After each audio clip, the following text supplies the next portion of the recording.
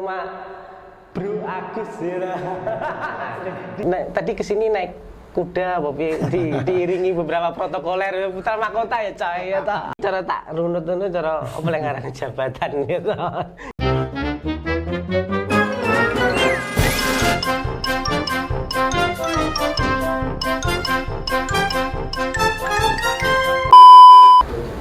Halo pemirsa podcast Radar Berita TV. Iki sapa cah? Edisi iki ngundang sapa iki? Kok mau meneng-menengnya kok sakral ya? Ini kedatangan seorang putra mahkota. Please welcome Mas Bima Brahmantia. Halo dulur-dulur Radar Blitar dan Om Anggi, makasih sudah diundang ke studio sini. Sehat Mas Bima? Alhamdulillah sehat. Alhamdulillah. Gimana? Tadi kesini naik kuda, Bobi diiringi beberapa protokoler putra mahkota ya coy ya toh. Enggak, berkat doanya Pak Aryo tadi numpak buruk nih. Kita itu kesini, kita itu ini Mas, apa sih ini? Julid. Ya. Siapa sih sosok Mas Bima yang 2 bulan kemarin ya, 2 bulan terakhir ini santer kok diberitakan sama Bro Agus ya, di korannya dan juga di sosmed ini melu-melu viral. Siapa sosok Mas Bima Brahmantia? Mas, saya pengen tanya, asli mana jenengan itu? Kalau orang-orang yang lain kan belum tahu mungkin ya toh. Ya sebetulnya kalau saya tuh bisa dibilang putra daerah Blitar, ya keluarga dan istilahnya sandang pangan karya saya semua itu di Blitar. Cuman kalau lahir dan besarnya itu memang saya lahir besar di Malang sampai SMP, terus SMP kelas 3 di Blitar, SMA, terus lama di Surabaya 12 tahun. Wih, melakukan pendidikan. Iya, terus baru balik 2009 ke Blitar itu ngurusi supporter bola. Wis. Cah supporter itu paham karo. Ini ngomong sampai sekarang. Ini cara tak runut cara pelanggaran jabatan gitu. Jabatannya oke gitu. 1, putra mahkota. Yang dulu 2006-2016 itu ayahanda. Ayahanda itu menjabat sebagai Bupati Blitar, yaitu Pak Heri Nugroho. Tapi dulu PNS lagi ngomong putra mahkota bisa seneni bisa. Lagi wartawan besar begini. Kita bebas ya. Terus yang kedua Presiden PSBI coy. Ya.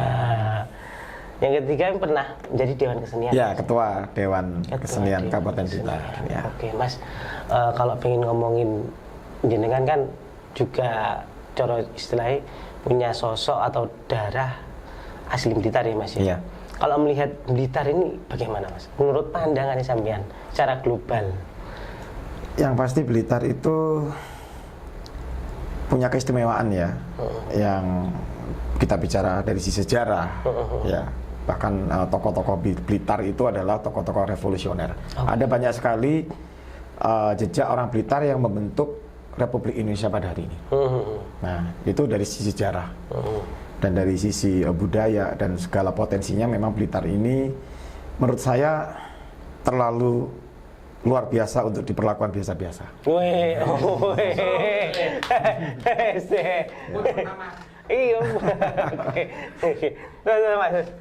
Ada lagi potensi kok kemarin kan ngambil, saya lihat di kontennya Mas Agus itu ngambil formulir di salah satu partai.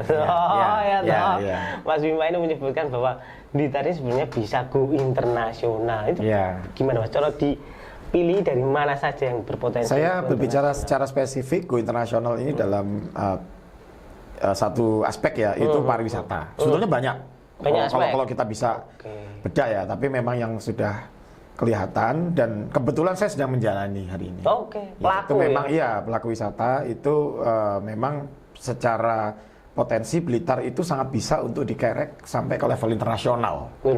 Karena ya Blitar punya sejarah yang kuat.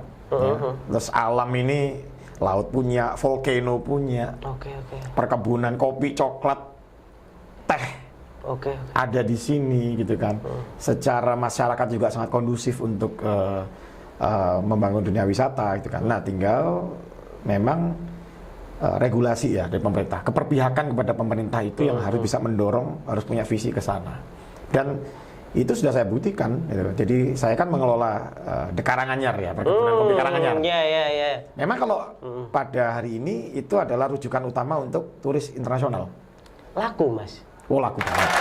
Jadi bahkan saya sering mendapatkan turis yang datang dari Jogja. Oke. Ya, mampir ke Blitar itu ke tempat saya, tapi langsung bablas Malang mas. Kan sayang, mereka nggak buang duit di Blitar. Iya. Gitu kan. Bahkan di tempat saya mungkin teman-teman yang Blitar sudah banyak tahu. Tempat saya ini kan tempatnya anak magang internasional. Oh. Yang pertama itu tahunya karena Karanganyar. Gara-gara Karanganyar baru tahu Blitar, baru tahu yang Jawa lainnya. Baru dari tempat saya mereka ke Jogja, ke Bali, seperti itu. Dan dalam berbagai diskusi forum wisata itu selalu saya bawa. Saya suruh mereka untuk testimoni bahwa Blitar ini bisa loh dikenal internasional, bisa loh seperti itu. Asalkan turun mari tepuk. Penontonnya extrovert loh. Penontonnya extrovert istimewa. Iya. Yang penting memang ada kesamaan visi ya, baik pemerintahnya, baik pelaku wisatanya, termasuk masyarakatnya seperti itu. Oke. Mas, artinya kan ya butuh integrasi. Betul. Dan sokongan dana loh mas, tidak sedikit ya kan? Betul. Itu kira-kira Blitar ketika mengandalkan APBD apa cukup? Oh, ini bukan hanya ngomongin wisata ya. Kalau kita bicara pembangunan secara umum, kalau hanya mengandalkan APBD akan sangat susah berkembang. Gitu. Makanya pendanaan itu kan macam-macam ya mas. Ada dari provinsi, ada dari kementerian, gitu kan. Bahkan ada dari NGO yang baik di dalam negeri maupun di luar negeri. Itu banyak sekali. Kebetulan saya itu juga punya kenalan link-link ke sana ya, terutama di bidang saya, perfilman misalnya gitu. Tapi kan memang orang dunia internasional itu nggak semudah itu juga menurunkan bantuan, karena dia butuh kesungguhan dari ya katakanlah ya, let's say kepala daerahnya atau pejabatnya, kesungguhan bahwa ini program genah loh, nggak cuman sok-sokan biar keren gitu ya. Jadi harus kena, ini program dibawa ke sini, kenapa harus katakanlah Blitar gitu kan. Dan jaminan bahwa pendanaan itu akan dijalankan sungguh-sungguh dan tidak salah gunakan.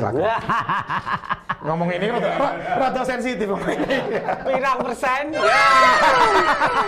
Gitu. Tapi saya pikir kalau bisa diyakinkan seperti itu banyak gitu kan. Sebagai contoh, saya kan ya orang film juga. Oke. Sineas coy. Sineas juga. Sineas gitu coy. kan.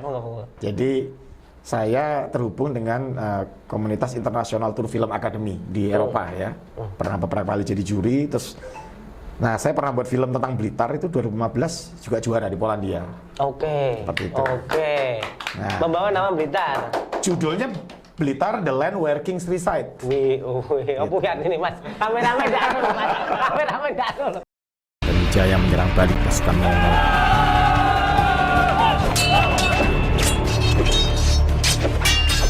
Dan mengusir mereka selama-lamanya dari Jawa Dwipa. Dari situlah kemudian Raden Wijaya mendirikan kerajaan Majapahit dengan bergelar Kertarajasa Jayawardana. Tapi di mana makamnya? Tidak diketahui dengan pasti, tapi di Kitab Negara Kertagama dikatakan bahwa abu jenazah Raden Wijaya.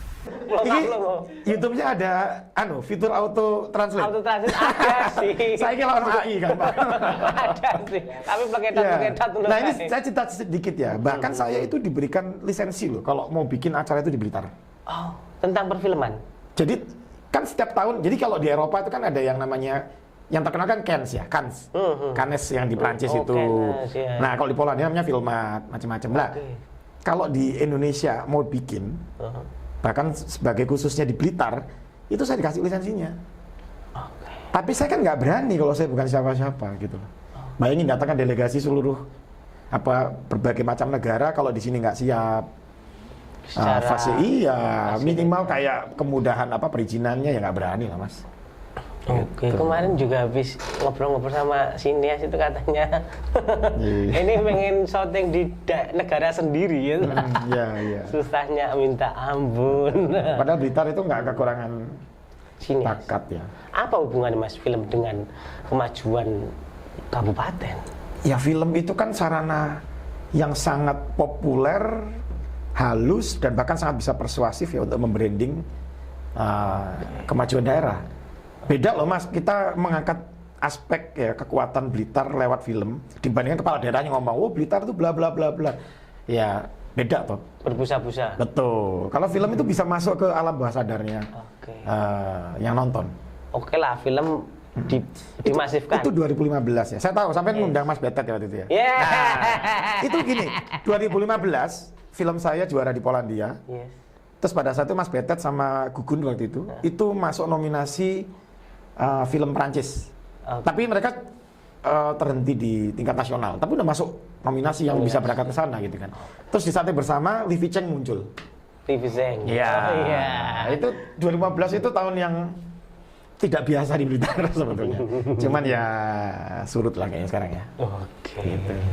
Saya surut soalnya kebanyakan bikin konten buat Karanganyar sih Mas. Nah, Gak sempat mikir karya sing iku, mikir golek duit saya Mas. terlalu melokalkan gitu. Padahal manfaatnya ada yang bisa dirasakan lebih. Iya. Gitu. Mas, nyuwun sewu. Tapi ketika film ini masif dan orang-orang mulai membicarakan dengan Kabupaten Blitar ya. Tapi memang istilahnya kan harus selaras dengan kinerja ininya loh Mas, atau selaras dengan SDM-nya Kabupaten Blitar. Itu bagaimana Mas caranya untuk? Iya, ini antara ayam sama telur mana duluan? Ya. SDM yang bagus akan menciptakan film yang bagus, atau film bagus bisa mendorong SDM yang bagus. Ya, dua-duanya kita lakukan nih Mas. Dan ya percaya atau tidak percaya, 2015 ketika saya menang, itu saya bikin film itu nggak pengen ikut lomba loh sakjane ya. Murni saya buat film itu untuk kebutuhan edukasi untuk pendidikan di Blitar. Jadi supaya anak itu bisa, ya kalau dengerin omongan guru nih nerang nolak wis males lah biasanya ya. Tapi kalau kita lihat film bisa ditonton kapan saja, di mana saja, gitu kan. Itu betul-betul film pertama saya loh saya buat. Film perdana. Film tapi pertama saya langsung buat dapat. dan yang main tuh amatir semua. Saya tuh pakai saya waktu itu ya karena ya itu sampai bilang tadi putra mahkota ya, rotok gampang mengondisikan uangnya rotok gampang. Privilege ya. Iya, macam ini gitu kan. Dulu itu ya contoh waktu saya bikin tentang apa ada sejarah tentang Gong Prada, saya ngumpulin warga Ludoyo gitu ya semua anut gitu kan. Gitu kan. Apakah mereka punya pengalaman? Nah, di situ enggak sama sekali gitu. Tapi memang willingnya seorang waktu itu ya katakanlah di kesenian leadernya saya ya.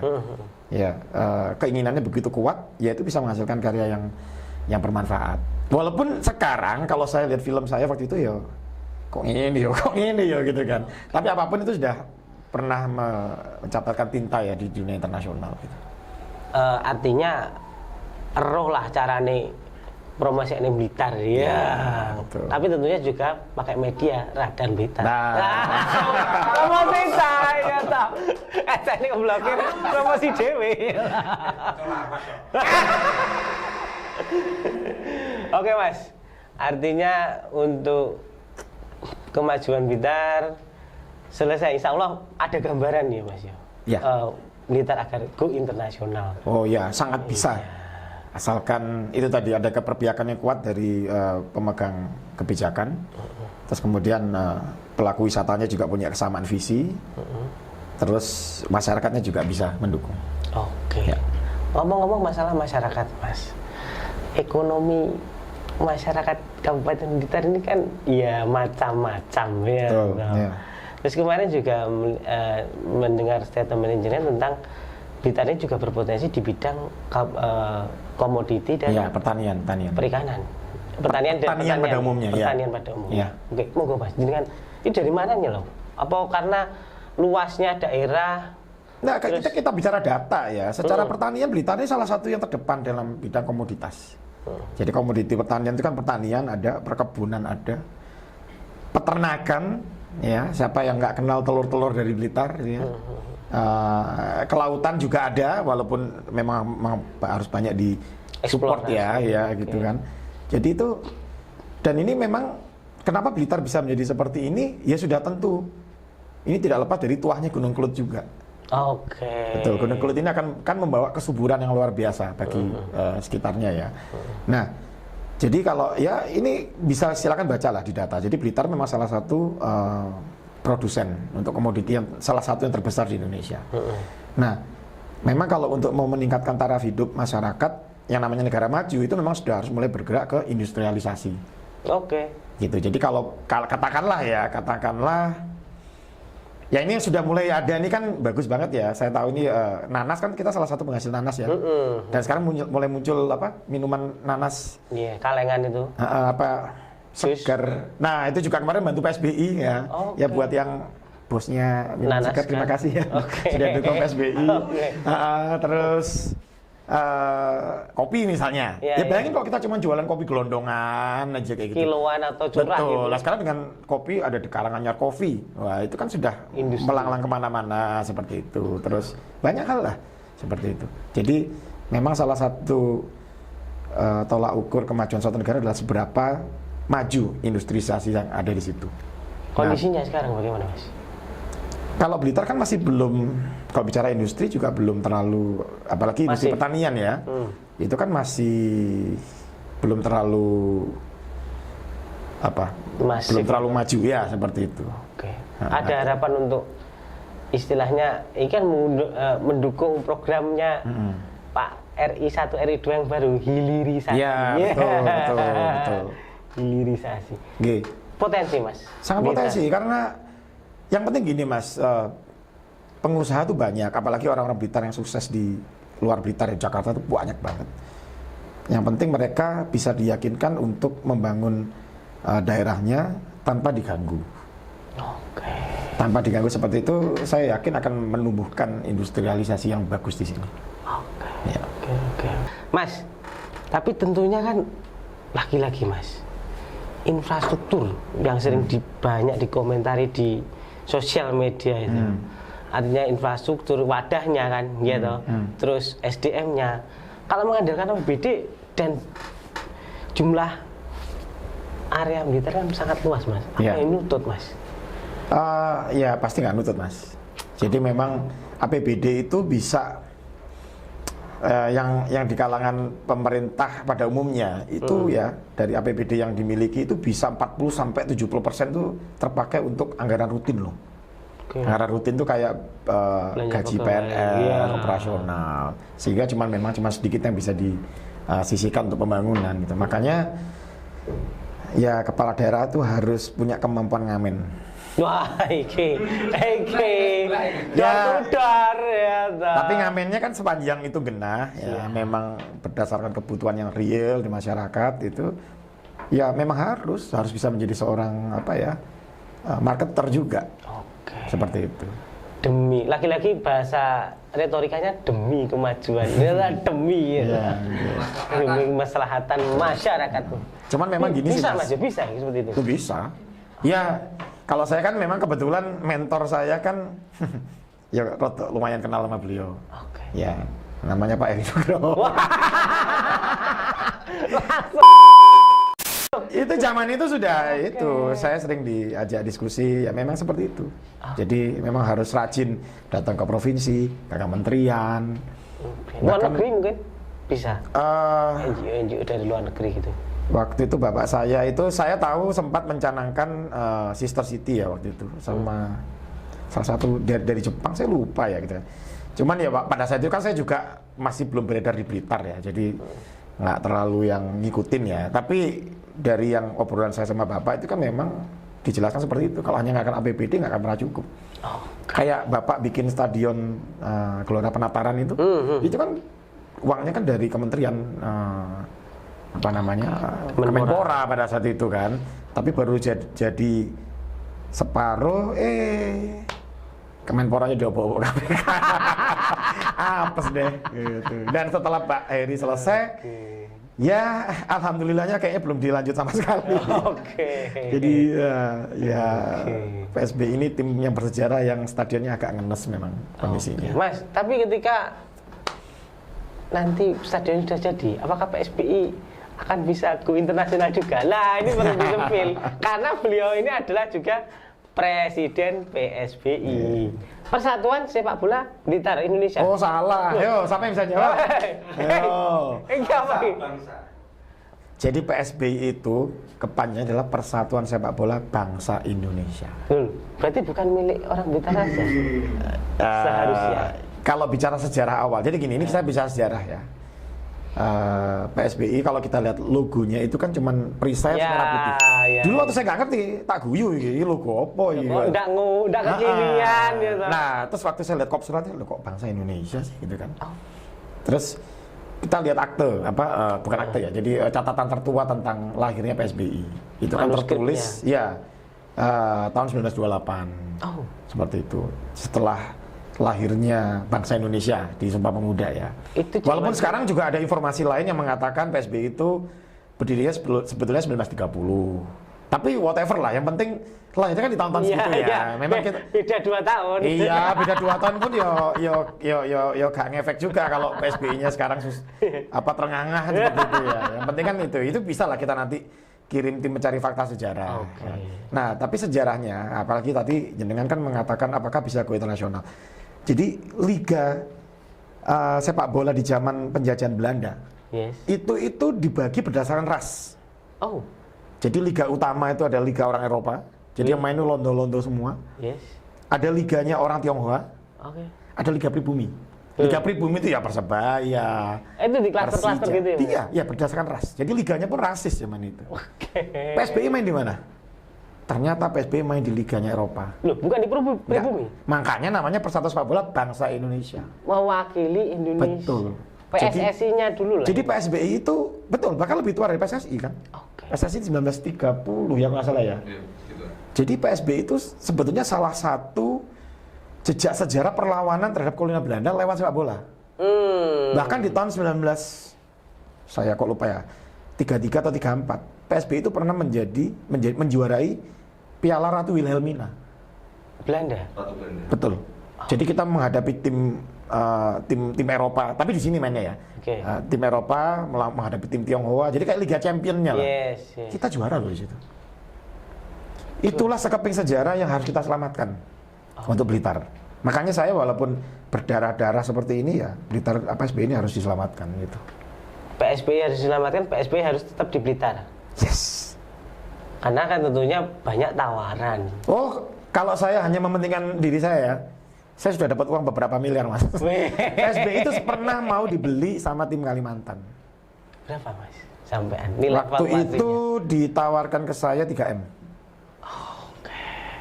Jadi karena untuk membentuk tim baru itu kan harus dari bawah ya mereka. Manajemennya dan nah PSBI pada saat itu memang juga sudah kelimpungan gitu, tapi ya demi PSBI. Karena gini mas, aku oleh tolong M terus anak cucuku dicelatu sak Blitar susah mas. Gitu. Ya artinya itulah pentingnya untuk tetap PSBI harus tetap ada, karena PSBI ini sekeping sejarah yang bisa kita simpan untuk bangsa Indonesia. Gitu. Tapi mas, agak julid lagi ya, agak ke belakang lagi. Kenapa di Blitar PSBI itu waktu itu? Saya juga kurang paham ya. Tapi memang dari awal memang sudah lahirnya di Blitar. Dan hebatnya pada saat itu kalau kita lihat nama-namanya, ternyata bangsa Indonesia itu di dalamnya pun ada orang Tionghoanya juga. Bahkan ada orang keturunan Belanda juga.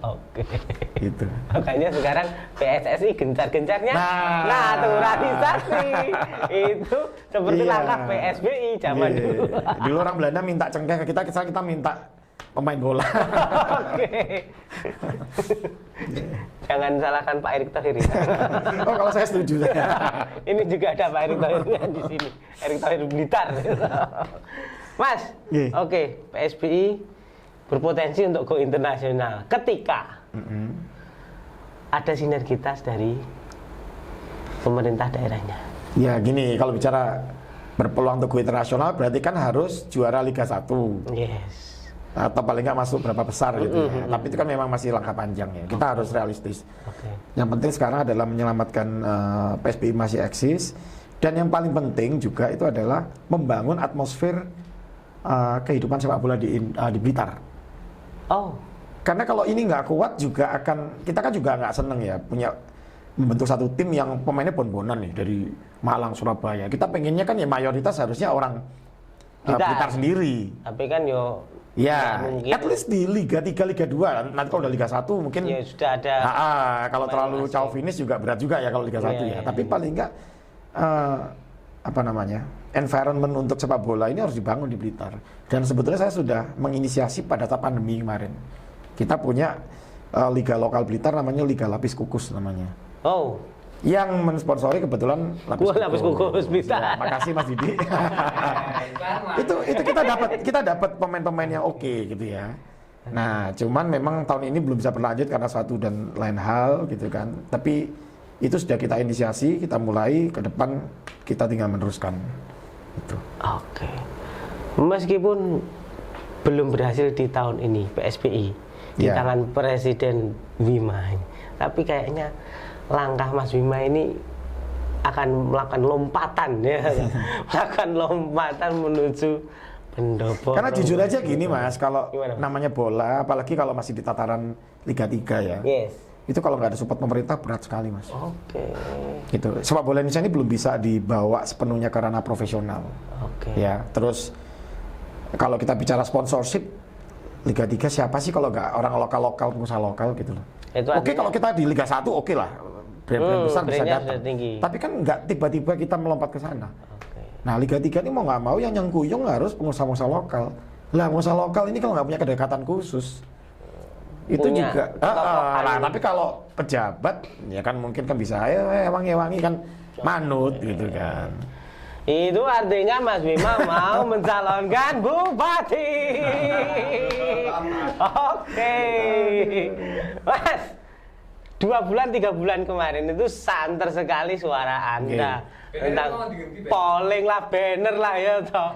Sampai diceladu ning IG ya toh. Sopo iki Bima berapa saiki toh. Soalnya apa tak kolabnya harus ada Tulung Agung. Ya. Ndak ada Tulung Agung. Iya, saya komen arek tulung aku. Oke, Mas, apa karena rentetan pernyataan Anda yang kemarin itu Anda ini maju untuk calon Yang mana nih Mas? bupati? Yang rentetan pertanyaan dari A sampai Z yang tadi loh. Oh. Apa yang membuat Anda menjadi pelecut menjadi calon Sebenarnya kalau kepala saya daerah? ini simple aja. Memang saya itu sangat ingin melihat Blitar itu jauh lebih maju. Ya. Jujur aja, saya kan tadi cerita ya, saya itu lahir besar di Malang dan Surabaya. Yes. Ya ini ngapunten buat teman-teman, waktu saya sempat pindah ke Blitar, saya tuh sempat rodok memandang apa menyepelekan lah. Blitar ini Yo katrok men sih. Pas di kelas saya tuh kok kanos yang boys ya. Memang gitu. Jadi saya waktu itu punya band rock band ya itu ya. Itu kalau ditanya kita ngakunya di Surabaya gitu kan. Oh. Karena memang base-nya di Surabaya pas itu kita kan. Oke. Terus kalaupun ditanya aslinya mana Malang ya gitu kan. Oh. Tapi setelah saya terjun ke Blitar, melihat sepak bola, melihat kebesaran sejarahnya, kemudian saya di Dewan Kesenian 10 tahun, melihat betapa Blitar ini luar biasa dari sisi sejarah, kekayaan budayanya. Itu mendadak saya memang berubah benar-benar cinta Blitar. Saya pengen Blitar ini maju banget. Gitu. Dan itu memang kemajuan seperti itu sangat bisa dimotori memang kalau ya mau nggak mau kita mau Indonesia ya. Indonesia ini kan masyarakatnya masih kadang agak feudal gitu ya. Oke. Jadi memang harus diinisiasi oleh otoritas yang bersangkutan. Jadi itu betul-betul niatan saya untuk Blitar seperti itu. Oke. Mas, tapi akhir-akhir ini adem loh Mas suaranya jenengan. Ki sito maju pura to iki. Iya toh. Sakjane sing panas adem lah ya wong-wong sih. Kalau kita mah gitu-gitu. Ya. Ada progres ya Mas ya? Pak progres dong. Sama Mas. Bisik-bisik dong. Aduh. Ada beberapa partai Mas. Ya kalau saya sudah komunikasi dengan beberapa partai, bahkan secara resmi saya sudah masukkan pendaftaran ya di situ. Ada 4 partai. Gitu. Ya Yakin? tapi ngomongnya politik kan cair ya semua masih gitu. Gitu. Masih abang-abang lambe. Masih abang-abang lambe. Enggak juga, saya sudah intens ke beberapa orang, gitu kan. Dan gambarannya sebetulnya kalau gambaran yang saya tangkap, teman-teman di partai yang ada di Blitar ini secara kedekatan itu insya Allah support. Karena memang kedekatannya nggak tiba-tiba saya ketok pintu nggak kenal gitu. Karena ketua-ketuanya itu kan juga punya sejarah sama bapak saya semua. Oke. Gitu kan. Nah, cuman kan kita tidak bisa pungkiri bahwa konstelasi nasional ini sudah di luar jangkauan kita. Oke. Gitu. Jadi mereka juga akan berupaya untuk merekomendasikan saya. Saya sendiri juga diminta untuk komunikasi ke level yang lebih di atas. Itu sudah kita jalankan. Oke. Oke. Seandainya Mas Rekom sudah turun ke jenengan dan seandainya juga 50 plus 1 ya, 50 plus 1% gitu, memilih Mas Bima menjadi bupati, apa yang Mas Bima akan dandani di Kabupaten Blitar ini? Ya, itu bisa tercermin dari visi yang sudah saya tetapkan. Oke. Jadi saya visi misi itu saya tulis dengan tangan saya sendiri, nggak minta bantuan kampus apapun. Gitu. Tapi tentunya visi ini kan harus saya kompromikan dengan siapapun yang akan berpasangan dengan saya. Oke. Ya, tapi ini kalau bicara saya sudah mencanangkan visi hijau, cerdas, berbudaya sebagai fondasi Kabupaten Blitar yang maju di bidang pertanian dan pariwisata. Saya kalau buat visi harus jelas Mas, nggak daki-daki Mas. Kalau ngomongin adil, sejahtera, makmur, pasti semua. Kan nggak mungkin ada kepala daerah yang tidak ingin sejahtera kan gitu. Tapi saya memang jelas fokusnya ada di pertanian dan pariwisata. Fondasinya apa? Hijau, cerdas, berbudaya. Berbudaya ini masyarakatnya, cerdas berbudaya ini masyarakatnya harus SDM-nya. Betul, harus dimajukan melalui pendidikan, terus melalui kearifan lokal harus kita perkuat situ. Hijau ini apa? Isu lingkungan Mas. Isu lingkungan ini isu global. Yang sayangnya di Indonesia mayoritas politisi nggak mikir sampai ke sana. Mengabaikan. Sampah itu perkara yang nyata di depan kita loh. Sepele. Iya, tapi ada nggak dampaknya? Sistem pengolahan sampah yang sederhana di masing-masing desa. Saya hidup di desa Mas. Ya. Ya salah satu yang bedanya di kota sama di desa. Kota karena memang lingkupnya lebih kecil, ada pasukan kuning Mas. Ini yang paling sederhana aja ya. Ada pasukan kuning, ada yang ngambilin sampah. Entah itu nanti diolahnya bagaimana, Indonesia juga belum sampai sehebat itu ya. Tapi at least ada pasukan kuning. Di kabupaten nggak ada Mas. Kalaupun ada itu sedikit banget. Sangat luasnya. Ya. Sehingga masyarakat memilih untuk menghilangkan sampah dengan cara membakar sampah. Ekspektasi kita kalau orang kota datang ke desa, kita ingin menikmati udara yang fresh. Tapi kenyataannya hari ini ironis Mas. Datang ke desa tambah sesak napas Mas. Kabeh wong ngobong-ngobong sampah Mas. Gitu loh. Kita nggak bisa, betul itu masalahnya dengan SDM ya. Masyarakat memang harus diedukasi tentang kesadaran. Karena hari ini kalau kita masih kecil dulu, isunya adalah anjurannya adalah buanglah sampah pada tempatnya gitu ya. Sekarang udah nggak bisa. Pilahlah sampah dengan benar. Sudah harus ke arah sana Mas. Nah, jadi masyarakat sini harus diedukasi. Tapi kalau pemerintah tidak membangunkan fasilitas, ya juga nggak akan jalan Mas. Sistemnya harus dibangun juga. Oke, masyarakat teredukasi, tapi dia bingung harus buang sampah kemana. Jadi harus bareng ini. Kalau dipilah itu bagaimana? Betul. Nah, akhirnya kalau lingkungan kita sehat, masyarakat Blitar ini cerdas dan berbudaya, itu adalah modal luar biasa untuk membangun dunia pertanian dan pariwisata.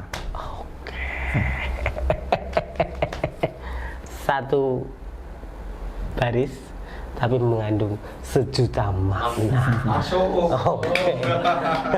Mas, terima kasih atas kehadirannya. Nanti kalau bisa setelah Mas Bima hadir ke sini tuh yang nanas, terus siapa tadi? Lapis kukus itu bisa lah ditampilkan di sini ya. Kan ketika Karanganyar ya. Oh iya loh Karanganyar. Pelanggaran. Jadi ya kalau ada kesempatan ngomong boleh ya Mas ya. Siap. Jadi saya sangat berterima kasih juga kepada semua pihak yang sudah mendukung segala kegiatan saya. Baik berkesenian, olahraga, kalau salah boleh nyebut brand ya, di situ ada yang nggak boleh dilupakan adalah Gerah Bangunan Mas. Itu sahabat saya, Om Daniel Lim itu selalu membantu. Betul-betul total ya seperti itu. Terus ada lapis kukus itu, ada apa? Segar itu, apalagi ya? Apalagi deh? Apa nih?